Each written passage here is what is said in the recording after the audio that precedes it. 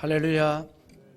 하나님의 큰 은혜가 우리 성도들과 가정에 또 자녀들에게 가득하기를 주의 이름으로 축원합니다. 셀리의 법칙이란 말이 있습니다. 롭 라이너의 감독의 영화 해리가 셀리를 만났을 때의 그 내용에서 유래한 말이죠.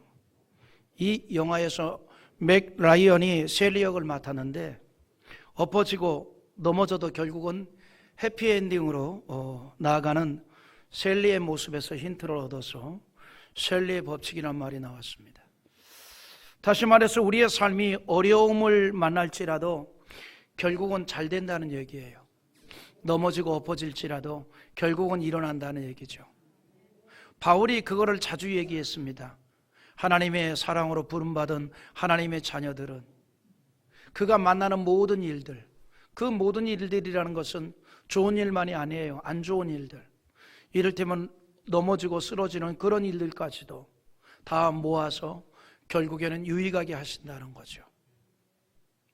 그런 하나님의 은총, 그래서 결국은 해피엔딩이 되게 하는 그 은혜, 그런 역사가 우리 성도들에게도 가득하기를 주의 이름으로 축원합니다. 그거를 이제 셀리의 법칙이라는 말로 일반인들은 많이 사용을 하는데 결국은 해피엔딩이다. 이런 셀리의 법칙이 여러분의 삶에 가득히 나타났으면 참 좋겠습니다. 왜냐하면 우리가 살다 보면요, 사람의 힘으로는 도저히 통제 불가능한 그런 사건들을 만날 때가 있습니다. 우리가 보아도 불가항력적인 일들이 우리 주변에 참 많이 생겨나지 않습니까? 그러나 우리가 확신하고 믿는 게 있습니다. 뭐냐면 우리의 일상에서 발생하는 불행한 모든 일들이 전능하신 하나님을 통해서 넉넉하게 극복할 수 있다는 사실입니다. 사람으로는 불가능하지만 하나님으로는 다 하실 수 있다는 거지요. 그러므로 예수님께서 마태복음 19장 26절에 이렇게 말합니다. 예수께서 그들을 보시며 이르시되 사람으로는 할 수 없으나 하나님으로는 다 할 수 있느니라.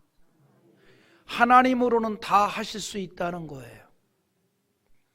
여러분, 우리를 향한 하나님의 법칙은요, 어떤 불행의 자리에도 극복을 하고 승리자로 반전을 시켜주신다는 거죠. 이것이 바로 우리를 향한 하나님의 법칙입니다. 하나님께서 반드시 반전을 시킨다는 거죠. 보세요, 성경에 보는 그런 일들이 얼마나 많이 있습니까? 종으로 팔려간 나라에서 총리가 된 요셉이나 전쟁 포로가 된 나라에서 총리가 된 다니엘과 같은 그런 인생의 반전이 있을 수 있다는 거죠. 하나님이 함께 하시면, 하나님이 은혜를 주시면, 하나님이 축복하시면 그런 인생의 반전이 얼마든지 있습니다.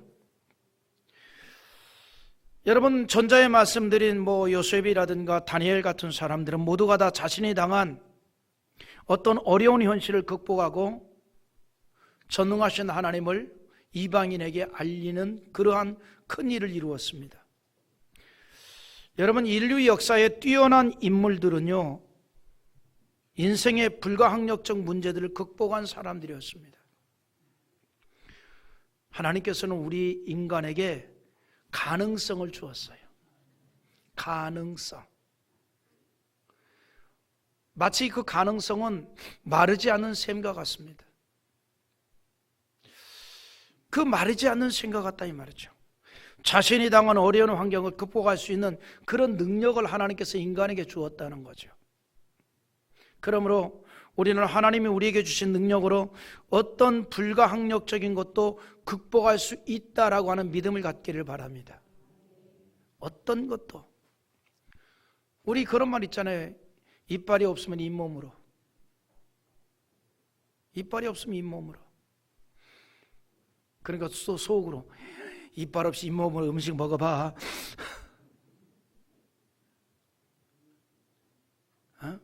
잇몸이 없으면 목구멍으로라도.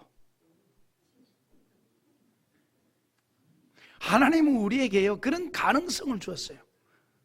무엇이든지 극복할 수 있는 능력을 하나님은 우리에게 주었다 이 말이죠. 여러분 보세요. 두 팔 두 다리 없음에도 불구하고 입으로 붓을 물고 그림을 그리는 사람들도 있잖아요. 입으로 붓을 물고 이 펜을 물고 글씨를 쓰는 사람이 있잖아요. 하나님은 우리 인간에게 그런 가능성을 다 주었어요. 극복할 수 있는 그러한 힘을 주었다 이 말이죠. 여러분 그래서요, 우리에게 있어서 정말 중요한 게 뭐냐면, 나에게 어떤 일이 일어났느냐, 내가 무슨 일을 당했느냐, 이게 중요한 문제가 아니에요. 그럼 뭐가 중요하느냐? 내 안에서 일어난 일에 대해서 내가 어떻게 반응을 했느냐, 내가 어떻게 대응을 했느냐, 이게 중요한 문제예요. 내가 무슨 일을 만났다, 내가 무슨 일을 당했다, 이건 중요한 문제가 아닙니다. 정작 중요한 것은 내가 그 일을 어떻게 대응했느냐, 내가 그것을 어떻게 반응했느냐, 이게 중요한 문제예요. 하나님은요, 우리 인생에 무슨 일을 만나든지 그것을 대응할 수 있는 가능성을 주었다는 거죠.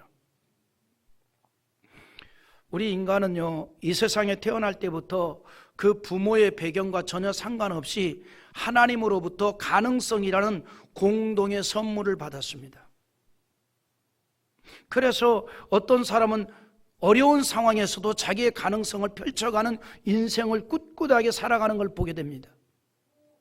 요즘 우리 사회가 너무나 자주 사용하는 말이 흙수저, 금수저, 이런 말들을 많이 사용합니다. 나는 이런 말들을 좀 안 썼으면 좋겠어요. 금수저면 어떻고 흙수저면 어떻습니까? 하나님은요, 내가 처한 어떤 상황이든지 그것을 극복할 수 있는 가능성을 주었다 이 말이죠. 약간의 출발점은 다를 수 있지만, 그러나 출발의 과정과 결과도 또 완전히 달라질 수 있는 거예요. 그 사람의 마음에 따라서, 그 사람의 의지에 따라서. 그런데 자꾸 흙수저를 부각시켜서 자기의 실패를 어떻게 좀 모면하라는 핑계거리를 삼으려고 하는 의지도 있다 이 말이죠. 그래서 금수저라 그래서 오만할 것도 없고, 흙수저라 그래서 좌절할 것도 없습니다. 플라스틱 수저면 어때요? 떠서 먹기만 하면 되지. 그래서 여러분, 하나님은 우리 모두에게 그런 가능성을 주었다는 거죠. 그런 에너지를 주었다는 겁니다.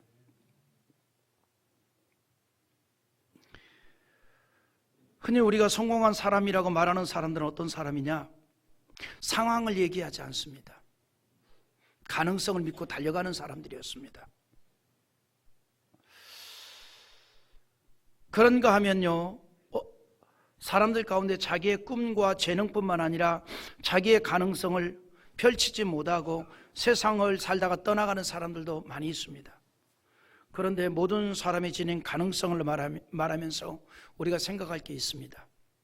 이 가능성의 주인이 누구냐라고 하는 문제입니다. 결론부터 말하면 우리의 가능성의 주인공은 나 자신이 아니라 그 가능성을 주신 하나님이십니다. 하나님께서 우리에게 가능성을 주었다는 거지요. 그래서 그 가능성의 능력을 누가 나타나게 하느냐? 하나님께서 나타나게 하시는 거예요. 그래서 주를 의지하고 주의 은총을 소망하며 주의 공급해 주시는 힘을 간구하면서 힘있게 나아가면 가능성의 주인이 되신 그 여호와 하나님께서 그것을 활용하신다는 거죠. 나를 통해 나타나게 하신다는 거죠. 그래서 그 가능성을 펼칠 수 있도록 지혜도 주시고 힘을 주시는 겁니다. 우리 인생에 도움이 되어준다 이 말이죠. 여러분, 신구약 성경을 보면요, 하나님이 주신 가능성을 전혀 몰랐다가 하나님의 은혜를 받고 자기에게 내재된 가능성을 펼친 사람들을 볼 수 있습니다. 모세가 그런 사람 중에 하나예요. 그는 젊은 시절에 이스라엘 민족을 위한다는 의욕만 앞세우고 나섰다가 그만이야 애굽 병사를 죽이고 말았습니다. 그리고 그 사실이 알려질까 봐, 그래서 큰 벌을 받는 것이 두려워서 미디안 땅으로 도망을 갔습니다. 그곳에서 이드로의 딸과 결혼을 하고 40년을 그럭저럭 살았어요. 이드로의 양을 치면서. 이제는 모세에게 있어서 애굽의 화려함도 옛말이고 의욕이 넘쳤던 것도 과거일 뿐이었습니다. 이스라엘을 구호해야 되겠다는 의욕도 없이 광야에서 이드로의 양을 치면서 그냥저냥 그럭저럭 하루하루를 살아갔습니다. 그런 모세가 하나님의 부름을 받았습니다. 바로의 손에서 이스라엘 구원해 내라고 하는 하나님의 음성을 들었습니다. 모세로서는 깜짝 놀랄 일이죠. 왜냐하면 40년 전이었으면 모르겠지만 지금은 나이도 먹었고 40년 동안 그의 기계가 다 없어져 버렸습니다. 의욕도 없어졌습니다. 그냥 하루하루 양을 치면서 생활했던 거예요. 그래서 그가 하나님의 음성을 듣고도 뭐라고 얘기하는 거니 딱 한마디로 거절합니다. 나는 그럴 만한 능력이 없습니다. 나는 그럴 만한 능력이 없습니다. 그때 하나님이 뭐라고 얘기한 줄 아나요? 너에게는 능력이 없지만 내가 너에게 그런 능력을 줄 것이다. 너에게는 능력이 없지만 내가 너에게 그런 능력을 줄 것이다. 하나님이 모세에게 그렇게 말씀합니다. 출애굽기 3장 11절에 모세가 하나님께 아뢰되 내가 누구에게 바로에게 가며 이스라엘 자손을 애굽에서 인도하여 내리이까? 그러니까 무슨 말이에요? 자신은 바로왕의 손에서 이스라엘 민족을 구원할 만한 능력도 그럴 가능성도 전혀 없습니다. 보세요, 내가 지금 뭐하고 있는가? 양이나 치고 있습니다. 40년 전에 제가 아닙니다. 이렇게 말합니다. 이렇게 모세가 자신의 부족함을 얘기하면서 자신이 감당할 사명을 거절할 때에 하나님께서 모세의 입과 함께 하여서 능히 할 말을 가르치겠다 그래요. 염려하지 마라. 가라. 믿고 가라. 내가 너희가 감당할 수 있는 능력을 줄 것이다. 가능성을 줄 것이다. 그래서 출애굽기 4장 12절에 이제 가라. 내가 내 입과 함께 있어서 할 말을 가르치리라. 무슨 말이에요? 내가 너에게 능력을 줄 거야. 너에게 가능성을 줄 거야. 그 얘기입니다. 너의 지금의 모습으로는 불가능하지. 그러나 그 후에 내가 능력을 줄 거야. 할렐루야. 우리는 이런 하나님의 역사를 믿음으로 바라보자는 거예요. 이런 하나님의 역사를 믿음으로 소망하자는 거예요. 그래서 결국은 모세가 이스라엘을 애굽에서 이끌어냈습니다. 모세 자신도 상상을 못했던 일이죠. 여러분, 이처럼 하나님께서는요 모든 사람에게 어떤 일만 맡기는 것이 아니라 그 일을 능히 감당할 수 있는 가능성과 함께 능력도 주셨다는 걸 우리는 믿어야 합니다. 그래서 그것을 인식하고 긍정으로 나갈 때 내 속에 있는 가능성이 능력으로 나타나게 된다는 사실입니다. 예수님의 수제자 베드로의 인생도 마찬가지였어요. 하나님께서 베드로에게 가능성을 주셨습니다. 앞서 말씀드렸습니다. 가능성의 주인이 누구라고요? 하나님이십니다. 내 속에 있는 가능성의 주인이 내가 아니에요. 하나님이십니다. 하나님께서 베드로에게 그 가능성을 주셨다는 거죠. 그리고 그런 자신의 가능성을 펼쳐갔습니다.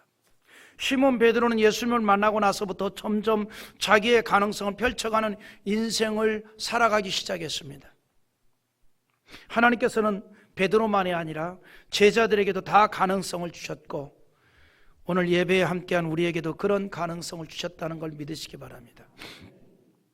그래서 여러분, 우리가 하나님의 시각으로 나를 봐야 돼요. 하나님의 시각으로. 대부분의 사람들은 자신이 처한 현실에서 살고 있는 자기의 현재적인 어떤 모습만을 봅니다. 그리고 그것으로 자신의 존재를 인식합니다. 자기 자아상에 대해서 자신이 처한 현실에서만 보게 되는 거죠. 사람들이, 대부분의 사람들이 자기의 자아상을 자기가 처한 현실에서만 바라보는 거예요. 그래서 너무나 좀 안 좋은 현실에 처해 있으면 스스로 자기에 대한 연민까지 생겨가지고 부르는 노래, 내 모양이 처량하다, 울 밑에선 봉성하지. 그러면 자기 위로를 자기가 하는 거예요. 내 모양이 처량하다, 울 밑에선 봉선화 같다. 여러분, 하나님께서는요 우리의 인생을 처량하게 살라고 하지 않습니다. 아멘입니까? 그래서 조금이라도 내 인생이 처량하다라는 생각이 들으면 하나님의 가능성으로 나를 보시기 바랍니다. 하나님의 시각으로 나를 보시기 바랍니다. 오늘 말씀의 가장 중요한 핵심이 바로 그거예요. 그냥 내가 처한 이 처지와 형편으로 그러한 인간적인 시각으로 나를 보지 말고 하나님의 시각으로 나를 보라는 거예요.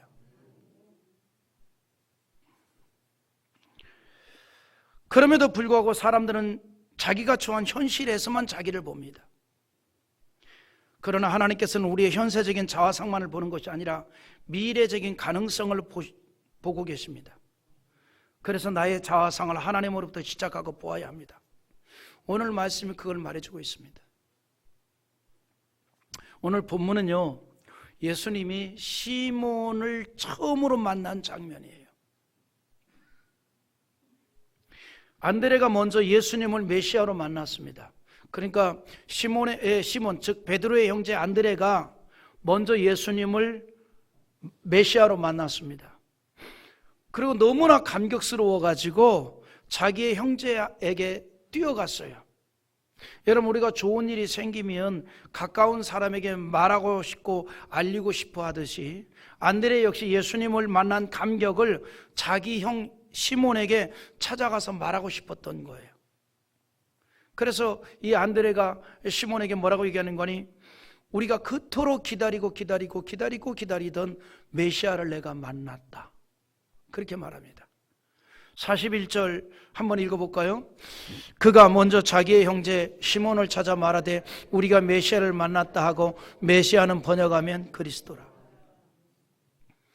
우리가 메시아를 만났다 그래요. 메시아를 만난 이 안드레가 제일 먼저 그 소식을 베드로에게 전했어요. 자기 형에게 전했어요. 그걸로 끝나지 않습니다. 내가 만난 그 메시아를 형도 좀 만났으면 좋겠다. 그래서 안드레가 이 시몬을 예수님에게 데리고 왔던 거예요. 그래서 우리가 교회에서 전도 얘기할 때 안드레 전도, 뭐 안드레처럼 전도하자 하는 얘기잖아요. 여러분 한번 상상해 보세요.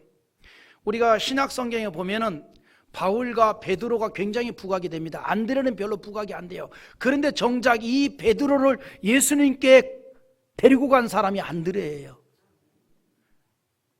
전도했다 이 말이죠.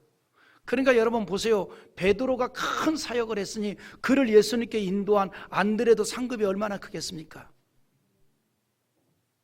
나눠 먹는 거예요, 하나님의 상급을. 그래서 여러분들이 전도한 어떤 사람이 주님의 이름으로 크게 쓰임받으면 그 전도한 사람도 그 상급을 나눠 먹는 겁니다.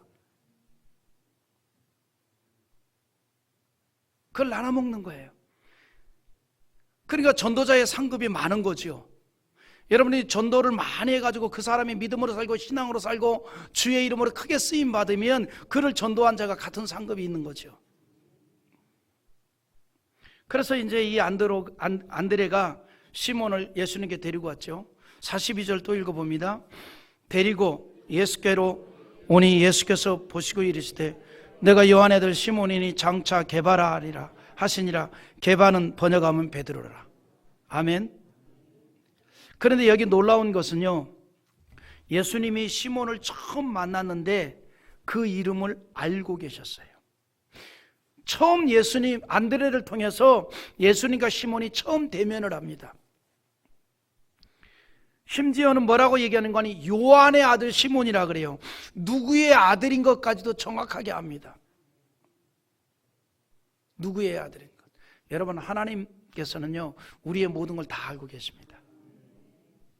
그래서 우리가 믿음으로 살고 신앙으로 산다는 것은 용기가 되고 위로가 되고 힘이 되는 거예요. 그런데 대단히 의미심장한 말을 덧붙였습니다. 너가 요한의 아들이다 라고 하는 것까지 아셨는데 그 다음 말이 무슨 말이에요? 장차 너는 시몬이 아니라 게바가 될 것이다 그랬어요. 게바가 될 것이다. 예수님께서 시몬을 만나는 그 순간 새 이름을 주었어요. 예수님께서 시몬을 게바라고 부르게 되었다 말이죠.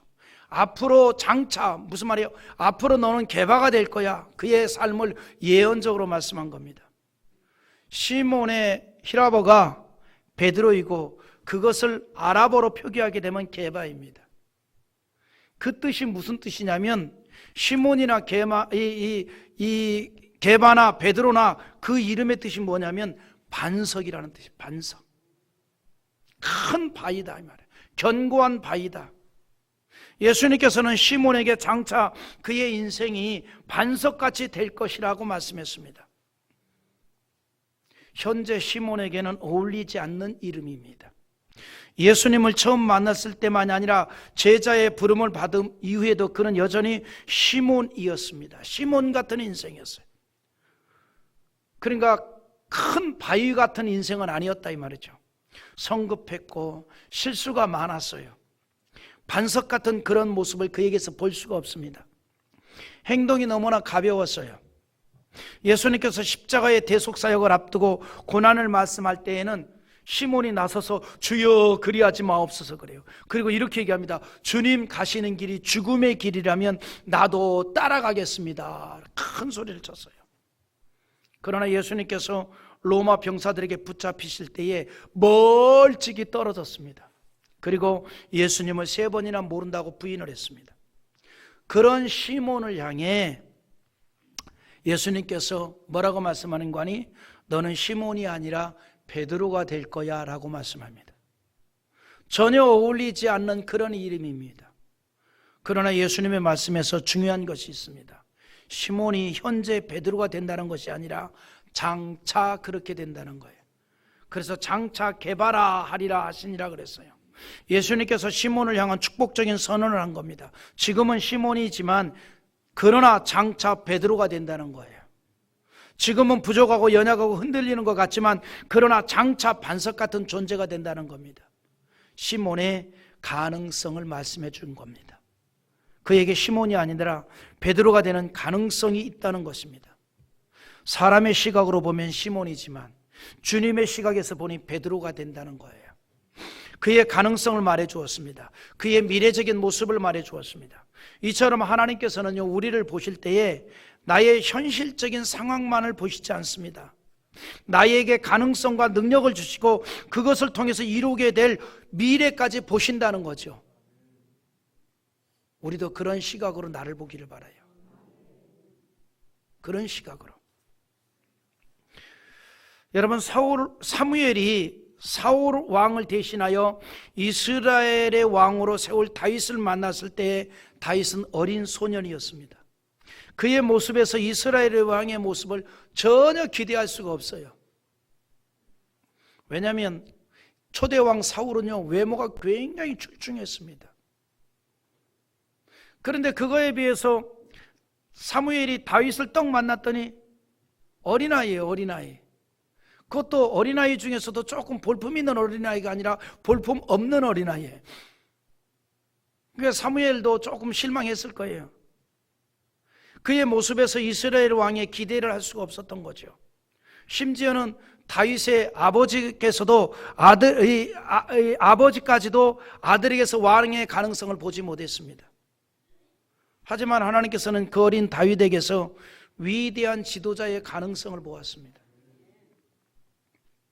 사무엘상 16장 7절에 이렇게 말합니다. 같이 봅니다. 여호와께서 사무엘에게 이르시되 그의 용모와 키를 보지 말라. 내가 이미 그를 버렸노라. 내가 보는 것은 사람과 같지 아니하니 사람은 외모를 보거니와 나 여호와는 중심을 보느니라. 아멘. 사무엘에게 다윗의 용모와 키를 보지 말라는 것은 그의 용모를 보아서는 왕으로서의 어떤 기대감을 가질 수 없을 정도라는 의미가 담겨 있는 거예요. 그의 외모를 봐가지고는 왕으로서의 기대감을 할 수가 없다 이 말이죠. 그러나 그에게는 장차 위대한 왕이 될 가능성이 있다는 거예요. 그러니까 사람의 시각으로 보면은 볼품이 없어요. 그러나 하나님의 시각으로 보니 그에게 가능성이 있다는 겁니다. 하나님의 시각으로 보니. 그래서 하나님께서 사무엘 선지자에게 사람의 시각으로 보지 말고 하나님의 시각으로 다윗을 보도록 했습니다. 하나님의 시각은 현재만 보는 것이 아니라 가능성을 보기 때문입니다. 미래적인 변화와 능력을 보십니다. 우리가 그렇게 나 자신을 보기를 바랍니다.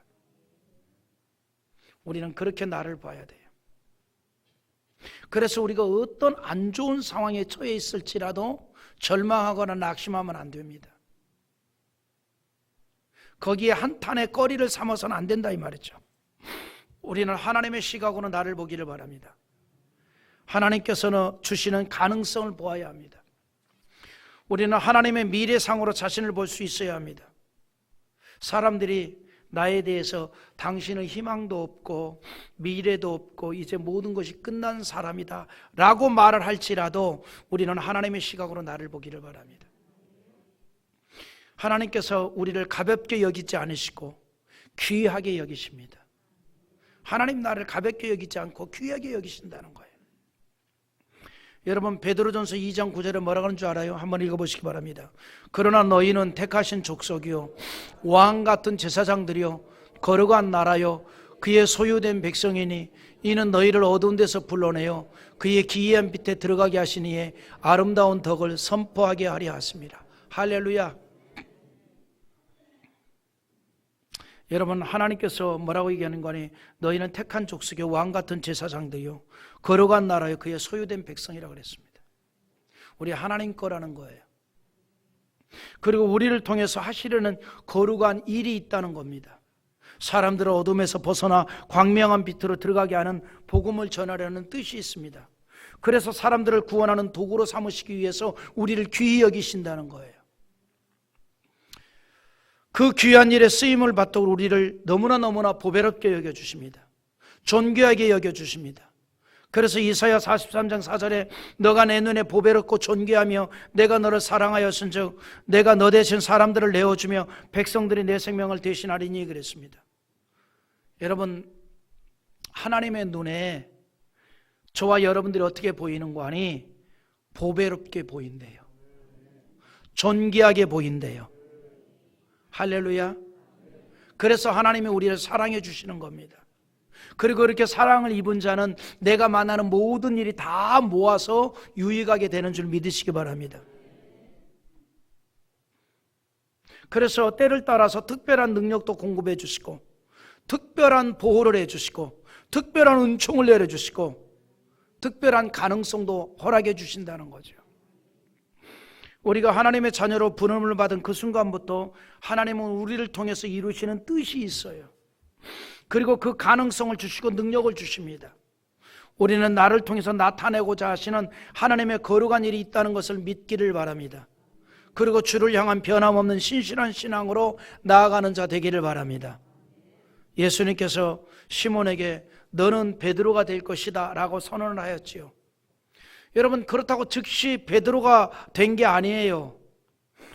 그런 그에게 이제는 구체적으로 사명을 다시 주십니다. 중요한 건 뭐냐면요, 베드로 속에 주님에 대한 사랑하는 마음이 남아있다는 거예요. 그것만 있으면 됩니다. 주를 사랑하는 마음이 있으면 됩니다. 그것이 가능성을 다시 일으켜 세운다는 거죠. 할렐루야. 안드레의 인도를 받고 처음 예수님을 만난 베드로가 그때부터 즉시 예수님을 따랐던 게 아니었지요. 그 후 약간의 시간이 지난 후에 예수님을 만났습니다.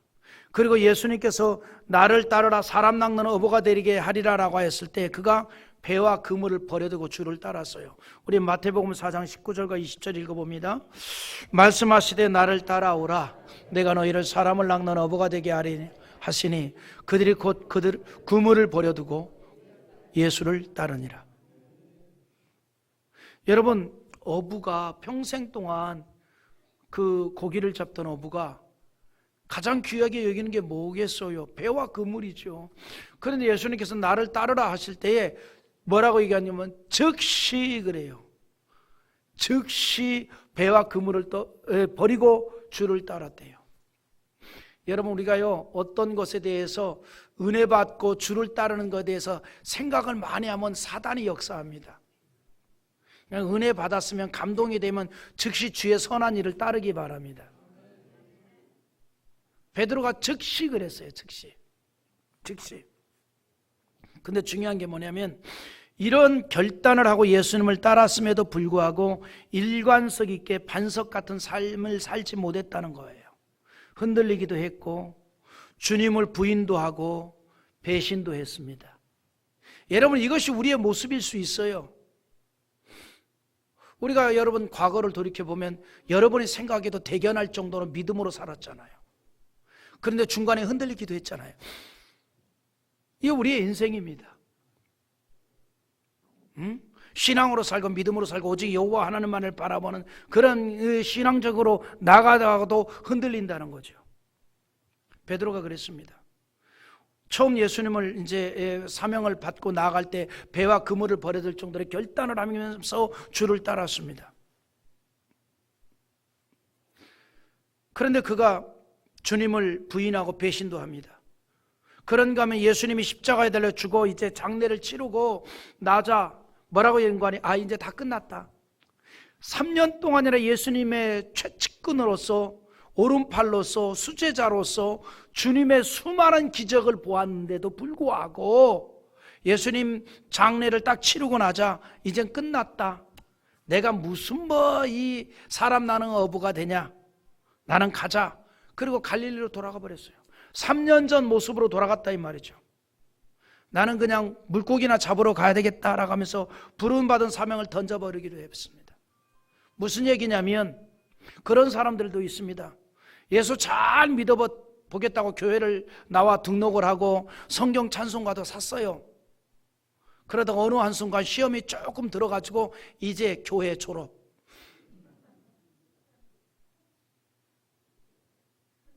근데 진짜 봤어요. 그러니까 교회 졸업 기념으로 오늘은 한잔 해야 되겠다. 그래서 잔뜩 취한 사람도 봤어요. 졸업 기념으로. 그러나 여러분, 그렇다 할지라도 그 속에 주를 사랑하는 그 마음이 겨자씨만큼만 있어도 싹이 나게 하시고 줄기가 자라게 하시고 열매를 거두게 하시사 전부 여지옵소서 손 들고 옵니다.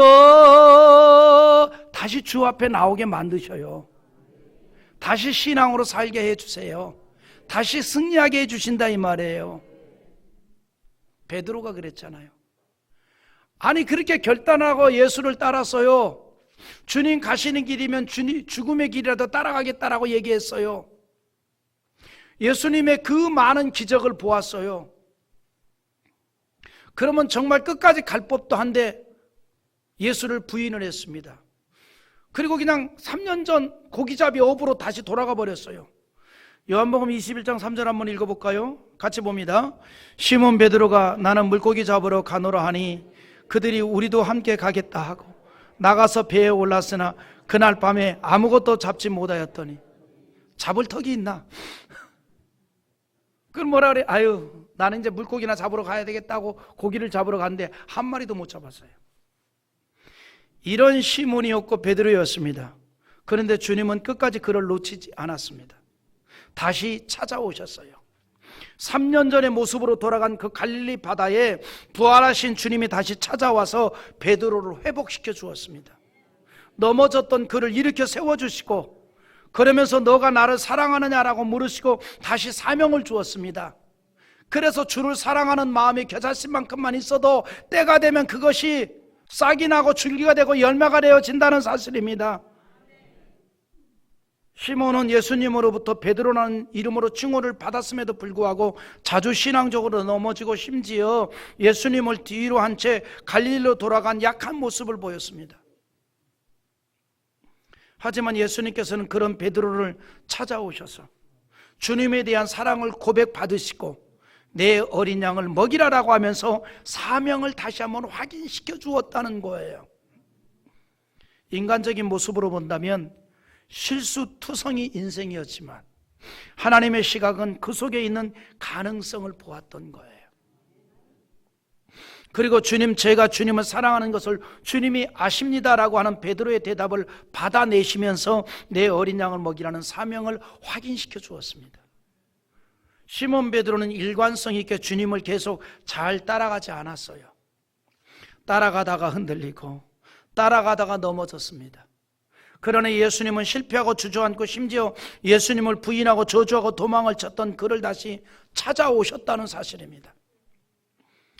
예수님은 베드로 속에 있는 복음을 위한 귀한 가능성을 보았던 거죠. 그리고 그 가능성이 때가 되어 나타났던 겁니다. 여러분, 우리가 이렇게 주를 찾는 것은 뭐냐? 신앙적 가능성이 있다는 것이고, 신앙적 가능성만이 아니라 우리가 세상에서 하나님의 능력을 나타낼 가능성도 있다는 걸 여러분 믿으시기 바랍니다. 그 가능성을 통해서 하나님 영광 받기를 원하십니다. 그래서 우리가 어떤 상황에 있든지 낙심치 아니하고 여호와를 의지하며 그 가능성의 주인 되신 여호와 하나님께서 능력으로 나타나게 해달라고 기도하기를 바랍니다. 힘있게 나가기를 바랍니다. 이제 베드로에게 그러한 마음을 주신 하나님, 그러한 마음을 주신 주께서 찾아오셨고, 그리고 베드로는 그 감정에 이제 충실했습니다. 여러분, 하나님께서는 우리의 가능성을 펼쳐가게 하시고 우리가 성공자 되기를 원하십니다. 그리고 그것으로 멈추지 않고 우리를 성공하게만 하는 것이 아니라 다른 사람도 성공할 수 있도록 우리를 사용한다는 걸 여러분 믿으시기 바랍니다. 우리에게 이제 정말 필요한 것이 있다면 하나님의 시각으로 나를 보라는 거예요. 나를 통해서 영광 받기를 원하시는 하나님의 뜻을 이루시는 일에 힘쓰는 신앙의 사람으로 살아가도록 우리는 힘쓰는 겁니다.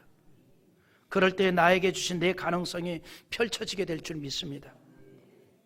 바울 사도처럼 우리도 사나 죽으나 주의 것이라는 의식으로 이제 충만하면 되는 거예요. 로마서 14장 8절 한번 우리 다 같이 읽어보십시다.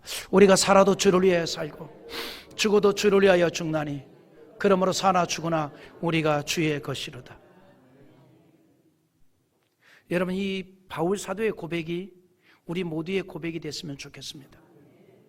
우리가 살아도 주를 위해 살고 죽어도 주를 위해서 죽습니다. 나는 주의 것입니다. 하나님께서 영광을 거두시기 위해서 내게 가능성 주신 줄도 믿습니다. 우리가 이런 하나님을 의지하며 신뢰하며 믿음으로 나아가는 하나님의 사람 되기를 원합니다. 그래서 그런 믿음과 신앙으로 살아가는 그리스도인을 통해서 하나님의 능력이 나타나게 되는 거예요. 때로는 축복으로 나타나기도 하고 하나님의 기적으로 나타나기도 하고, 그래서 하나님의 영광되는 인생이 되어진다는 겁니다. 오늘 날마다 가능성을 주시는 그 하나님의 시각으로 나를 바라보고, 그리고 상대적으로 그 하나님을 더욱 의지하는, 그래서 하나님의 능력을 나타내고 영광 돌리는 축복된 인생이 되기를 주님의 이름으로 축원합니다.